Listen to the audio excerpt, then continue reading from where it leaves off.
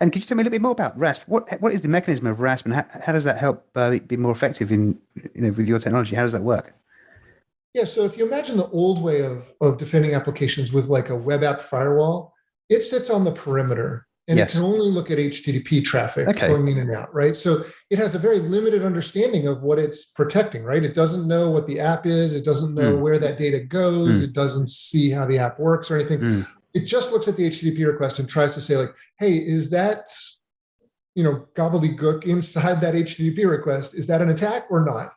And so it's not surprising that they make mistakes, right? They overblock because they'll misinterpret something as an attack, and then they underblock because attackers use techniques like encoding and so on to bypass those protections. So what we said is it's impossible to enforce that at the perimeter. Just like you could never, know that somebody walking into your store is a criminal at the door, right? It's difficult to tell until they actually try to do something. So we put the protection inside the running application where we have the full context. We know the HTTP request, just like a WAF, but we also know the code, the data flows. We know where that data gets used in the application. We know the libraries and frameworks, the configuration. And so we can use all that information to make a better decision about whether it's really an attack or not. So for instance, in the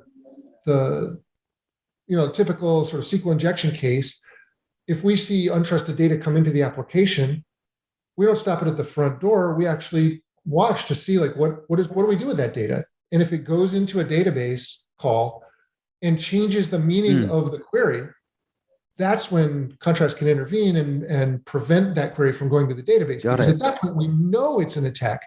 No user should be able to change the meaning of your SQL queries. So once we see that happen, we know it's an attack and we stop it. So just very sort of different approach, much more accurate. Yeah, interesting. That's really interesting stuff. No, cool. Yeah, I'd love to take a demonstration at some point because I think I could learn a lot from the way you guys do things. That's really cool. Oh, we'd love to do that. I think it's crazy that people deploy applications and APIs on the internet without RASP in place, because it does just make whole classes of vulnerability like SQL injection and cross-site scripting and XXE and SSRF and unsafe deserialization and expression language injection. It makes all those things so much harder to exploit. It's just worth doing. In a way, it's a little similar to when Microsoft added ASLR and DEP to their compilers and environments so that you can't exploit buffer overflows as easily.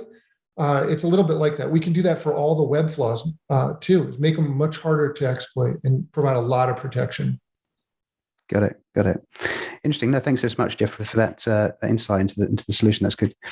My final question really is: we're not there yet, and we've got a long way to go before that. We do change the market, and we do demand more of the security from our code that we're purchasing. Have you got any advice for organisations on this road to try and forearm them to make sure that they are acquiring technology that at least give them a fighting chance to make sure it is secure moving forward? But what's your advice for those guys? Well, first I'd say we are making progress here, and like the SolarWinds and Log4Shell are really driving effort in this space. Like the executive order that I mentioned earlier is really pushing towards this dimension. So they've got NIST creating new standards to drive things like security labeling on software, which is something I've been a huge advocate for forever. You look at almost any other product, whether it's food or drugs or cars or videotapes or even record albums, they all have labels. Your water heater probably has a label on it that says how much energy it uses. Cigarettes, everything has labels on it for really good reason. It fixes the market for those things. And so I'm really excited to see that stuff happen. Now, your question is like, how can a single organization do something? I just encourage you to be as open and transparent as you can be about security. You can start internally just by eliminating this kind of the shame and blame around security vulnerabilities and attacks and things like that. That's typical in many organizations. Just dispense with that. Make it not okay to shame someone for a security vulnerability. Make it public and transparent in every project. it's the best thing to drive your culture towards a culture of security, is to just make it open, make it okay to have security issues and deal with them responsibly. That's how you kind of fix it internally. And then slowly, I'd strongly encourage you to be open with your customers about it and say, hey, here's what we've done to secure this thing. Here's how we do that. And I know a lot of enterprises already do this with their vendors. I mean, we get audited, multiple times a week by large enterprises that want to make sure that we're secure.